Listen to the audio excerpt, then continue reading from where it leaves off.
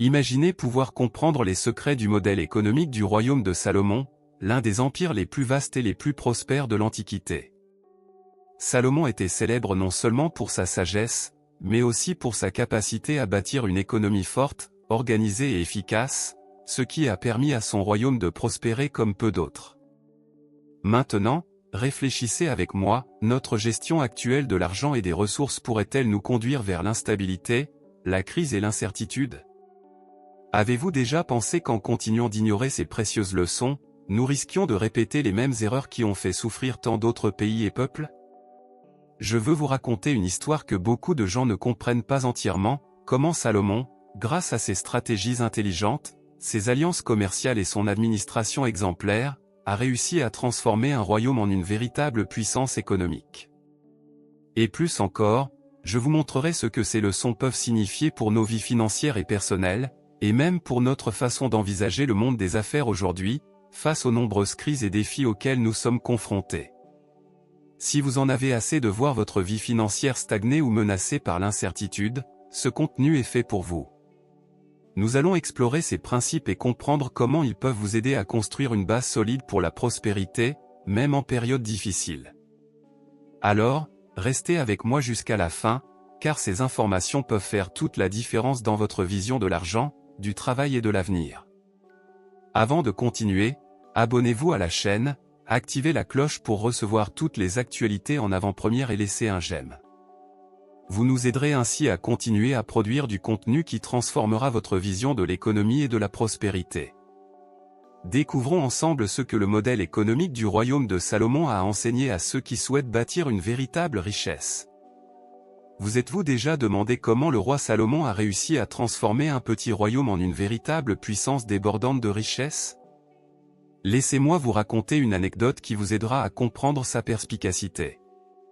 Imaginez Salomon là, au milieu du désert, regardant une carte ancienne et réalisant une chose cruciale, son royaume occupait une position stratégique, à la croisée de continents comme l'Asie, l'Afrique et l'Europe. Il comprit que cette position offrait une opportunité unique, une chance de transformer son territoire en une sorte de plaque tournante commerciale pour l'époque. Mais il savait qu'il ne pouvait pas compter uniquement sur l'agriculture locale, la pêche ou les produits du royaume. Le monde était en pleine mutation, les routes commerciales se développaient, et quiconque les dominerait en contrôlerait les richesses. C'est alors que Salomon eut l'idée de s'allier avec des peuples déjà experts en navigation et en commerce, comme les Phéniciens. Ces hommes étaient de véritables maîtres de la mer, connaissaient les routes lointaines et avaient accès à des produits que personne d'autre ne pouvait trouver. Ensemble, ils créèrent un puissant réseau commercial. Imaginez ce que cela signifiait concrètement, de l'or, de l'argent, des épices exotiques et ce bois de cèdre du Liban qui était pratiquement de l'or sous forme de bois à affluer de toutes parts, entrant et sortant à une vitesse jamais vue dans le monde antique. Ce flux constant de marchandises a non seulement enrichi le royaume, mais a également accru son influence politique et stratégique. Et le plus impressionnant, c'est que rien de tout cela n'était le fruit du hasard. Salomon a réfléchi à chaque étape avec sagesse, a forgé des partenariats intelligents, a négocié avec d'autres rois et peuples, et a créé un système permettant à l'argent et aux ressources de circuler de manière organisée et rentable. C'était comme s'il avait bâti la première économie intégrée de l'histoire, où tout fonctionnait en harmonie pour assurer croissance et prospérité. Maintenant, réfléchissons ensemble, à quoi bon avoir une telle richesse affluant de toutes parts or, argent, épices, bois précieux si on ne sait pas la gérer, n'est-ce pas? C'est exactement ce que fit Salomon, il comprit que le secret d'un royaume prospère résidait dans l'organisation et un contrôle intelligent de chaque détail. Imaginez la scène suivante, le roi, assis dans son palais, réalise que son territoire est trop vaste pour qu'il puisse le gouverner seul.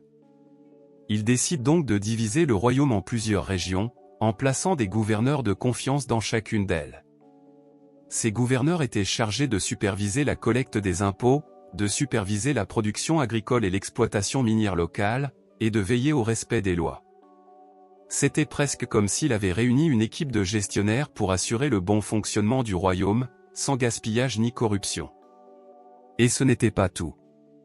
Cette centralisation de l'administration permettait à Salomon d'avoir un contrôle total sur la situation aux quatre coins du royaume.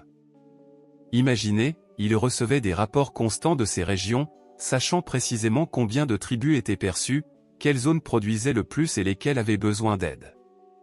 Grâce à ces informations, il pouvait élaborer de nouvelles stratégies, comme la construction de routes, de ports et même le renforcement de l'armée, le tout destiné à renforcer le commerce et l'économie.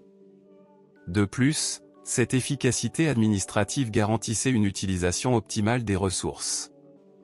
Sans cette organisation, vols, détournements et mauvaise gestion étaient monnaie courante, pouvant mener à la faillite du royaume. Mais grâce au système instauré par Salomon, le trésor du royaume resta saturé et le peuple vécut dans une relative stabilité, sécurité et emploi.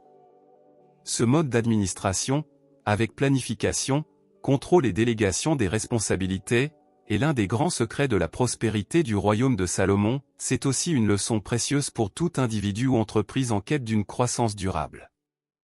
Pour bien saisir l'ampleur de la sagesse de Salomon, imaginez le scénario suivant: il disposait d'immenses richesses naturelles, forêts denses, terres fertiles, mines de métaux précieux, tout cela constituait un véritable trésor. Mais que ferait un roi sage? Il savait que la simple exploitation incontrôlée de ses ressources pourrait signifier la fin de son royaume. Le maître mot était donc la planification. Un exemple classique et bien connu est l'utilisation du cèdre du Liban. Ce bois n'était pas ordinaire, il était extrêmement résistant, parfait pour la construction de bâtiments imposants et très prisé dans le commerce international.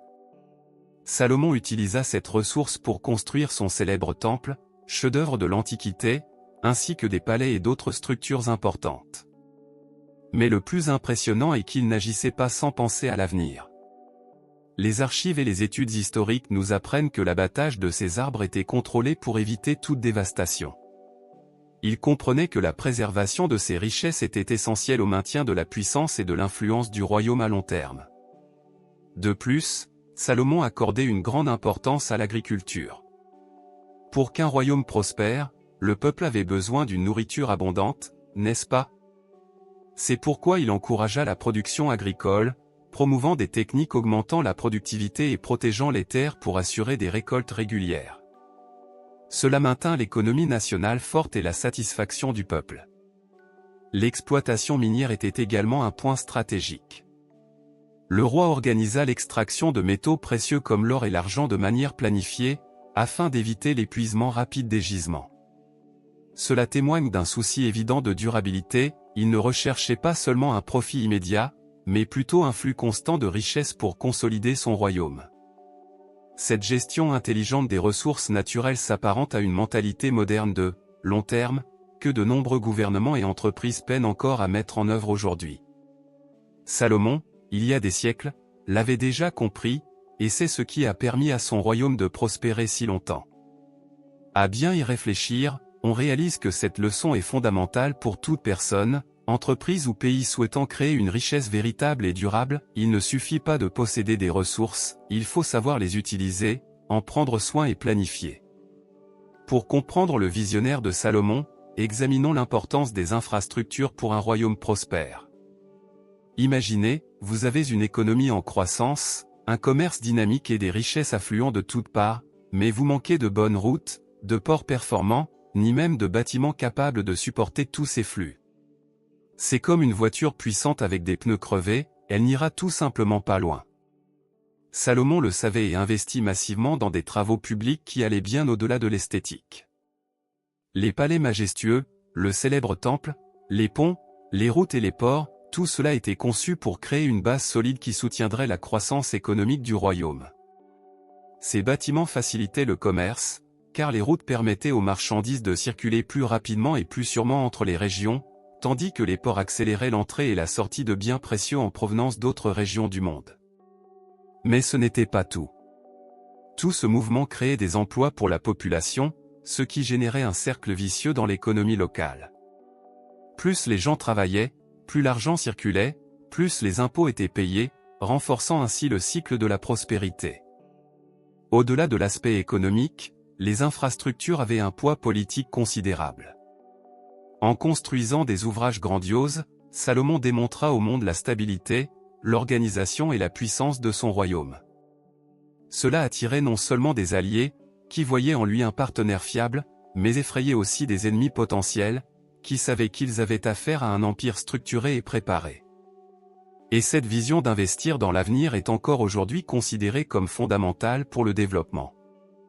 Les pays qui investissent dans des infrastructures solides sont capables de se démarquer, de croître et d'assurer une bonne qualité de vie à leur population. Salomon, fort de sa sagesse, l'avait compris il y a des milliers d'années et l'a appliqué concrètement, démontrant que bâtir des fondations solides est essentiel à toute réussite durable. Ainsi, plus que de grands projets, Salomon a investi dans la création des conditions nécessaires à la prospérité de son économie et cette leçon est intemporelle, valable pour quiconque souhaite bâtir une économie solide et durable. Maintenant, réfléchissez même si le roi Salomon possédait tout ce pouvoir, toute cette richesse et toute cette structure, ce qui soutenait véritablement le royaume était quelque chose de bien plus profond, la sagesse et la justice. Et ce n'est pas seulement une belle idée, c'est le fondement concret de tout modèle économique véritablement efficace. Salomon était célèbre pour sa sagesse, et il n'est pas étonnant que le livre des Proverbes en parle autant. Il croyait que gouverner avec justice, respecter les lois et traiter les gens équitablement créait un climat de confiance et de stabilité. Et lorsqu'on parle d'économie, c'est essentiel, personne n'investit en l'absence de sécurité juridique, personne ne prospère dans un environnement de chaos ou d'injustice. Imaginez une société où les règles sont claires, les droits respectés et la corruption combattue.